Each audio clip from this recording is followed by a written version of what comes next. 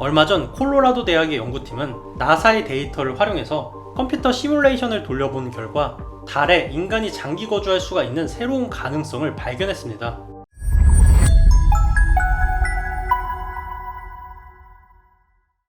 고전 SF 명작인 2001 스페이스 오디세이는 SF 매니아라면 반드시 봐야 할 명작 중의 명작이죠. 이 작품은 SF의 판도를 바꿨을 뿐만이 아니라 스포어나 스텔라리스 같은 SF 게임, 그리고 많은 SF 소설들, 그리고 스타워즈, 스타트렉 같은 영화 등 거의 모든 SF 콘텐츠에 영감을 줬습니다. 만약 스페이스 오디세이를 아직 안 본 SF 매니아가 이 영화를 지금 보게 된다면 어디서 많이 본 장면인데 싶은 장면이 무조건 나오게 됩니다. 그만큼 사실상 현존하는 대부분의 SF 콘텐츠에 패러디로 들어갈 만큼 굉장히 유명한 작품이죠. 이 영화의 제목이 2001 스페이스 오디세이여서 간혹 사람들이 2001년에 나온 영화로 착각을 하지만 실제로 이 영화가 나온 시기는 무려 지금으로부터 거의 54년 전인 1968년입니다. 인류가 달에 가기도 전이죠. 이 영화는 1968년도의 상식으로 2001년의 인류의 모습을 상상을 해서 만들어졌는데, 이 영화가 명작인 이유는 지금 이 영화를 본다고 하더라도 전혀 어색하지가 않다는 것입니다.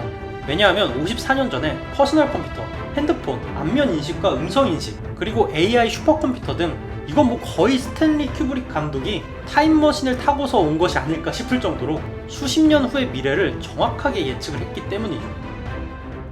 퍼스널 컴퓨터를 예측한 게 뭐가 그렇게 대단한 일이냐, 나도 미래에 양자 컴퓨터 상용화될 거란 예측을 할 수가 있는데? 라고 생각을 할지도 모르지만 이게 왜 대단하냐면 1968년도의 컴퓨터는 거대한 크기를 가진 계산만 할 줄 아는 이상한 기계였기 때문에 이걸 개인이 사용하게 될 거라는 상상은 당시로서는 말도 안 되는 상상이었습니다. 거기에다가 핸드폰이나 음성인식 기술, AI 슈퍼컴퓨터까지 상상을 했다? 이건 마치 지금 2075년도의 인류의 모습을 상상을 해서 영화를 만들었는데 54년 뒤에 사람들이 보기에도 전혀 어색하지 않을 정도로 예측이 적중했다는 것과 같은 얘기입니다. 물론 2001년에 달에 전초기지가 만들어질 것이라는 예상은 빗나가긴 했지만 이 당시에는 아폴로 프로젝트가 진행 중이어서 먼 미래라면 달에 전초기지 정도는 만들 수 있을 것이라고 생각을 한 것 같습니다. 사실 이거는 사람들이 당신의 세금이 지금 쓸모없는 우주 탐사에 버려지고 있습니다 같은 이런 말에 얼마나 잘 선동이 되는지와 세르게이 코롤리오프의 사망으로 미국의 경쟁자가 사라지면서 로켓 기술의 발전이 멈추게 될 것이라는 미래를 예측하기 힘들었던 것도 있지만, 현실적으로 천문학적인 돈을 들여서 달에 전초기지를 짓기에는 방사선의 영향이 너무나도 컸고 생존을 위한 자원을 얻기도 너무나도 힘들어서 거의 불가능했었습니다. 뭐 지금까진 말이죠. 얼마 전 콜로라도 대학의 연구팀은 나사의 데이터를 활용해서 컴퓨터 시뮬레이션을 돌려본 결과 달에 인간이 장기 거주할 수가 있는 새로운 가능성을 발견했습니다. 연구를 이끈 하이네 교수와 연구팀이 발견한 것은 달 지하에 있는 동굴들이었습니다. 수십억 년 전에 이미 죽은 천체인 줄 알았던 달 지하 깊숙한 곳에 천연 동굴이 존재하며 생각보다 많은 천연 동굴들이 있을 수가 있다는 얘기였죠. 달 지하에 있는 동굴이 굉장히 중요한 이유는 인간의 장기 체류와 관련이 된 무수한 위협들을 모두 다 해결할 수가 있기 때문입니다. 가령 대기가 없어서 간혹 표면에 떨어지는 소형 천체들도 지하 동굴에 기지를 건설을 한다면 방어하는 것이 가능하며, 우주에서 날아오는 우주 방사선도 두꺼운 동굴 벽을 지나게 되면서 대부분이 막아지기 때문에 장기 거주가 가능합니다. 그리고 무엇보다도 중요한 건 이러한 동굴에 우리에게 반드시 필요한 자원들이 존재를 한다는 것입니다. 그것은 바로 물이죠.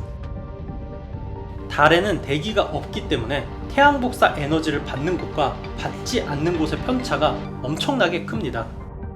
지구의 경우 낮에 태양 에너지를 직접 받는 곳이 뜨거워지면서 그 열이 대기를 통해서 에너지를 받지 않는 곳까지 이동을 하게 되지만, 달에는 대기가 없기 때문에 태양빛이 닿는 곳의 온도는 섭씨 170도 이상까지도 올라가기도 하고, 반대로 그늘진 곳은 섭씨 마이너스 30도 이하로 떨어지기도 합니다.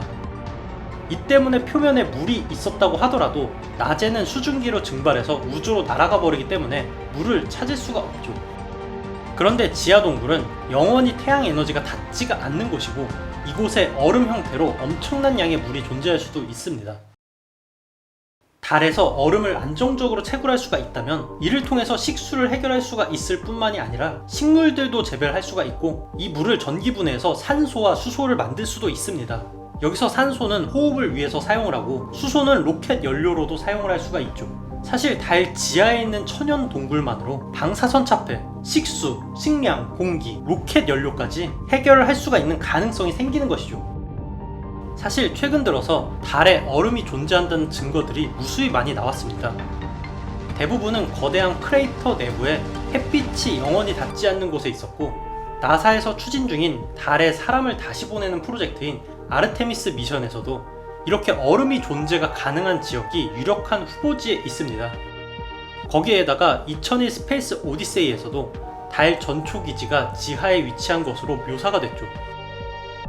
어떻게 보면 너무나도 척박하고 인류가 생존하기가 힘든 달에 기지를 만든다는 것이 무슨 의미가 있겠냐 싶겠지만 달에 기지를 만들어서 운용을 하다 보면 화성이나 다른 행성에 기지를 만들고 운용을 하는 노하우를 얻게 될 수도 있습니다. 화성과는 달리 달은 매우 가까워서 로켓으로 2-3일이면 도착이 가능하고 중력이 매우 낮아서 달에서 지구에 부족한 자원을 발견을 하면 그걸 지구로 보내기에도 용이합니다.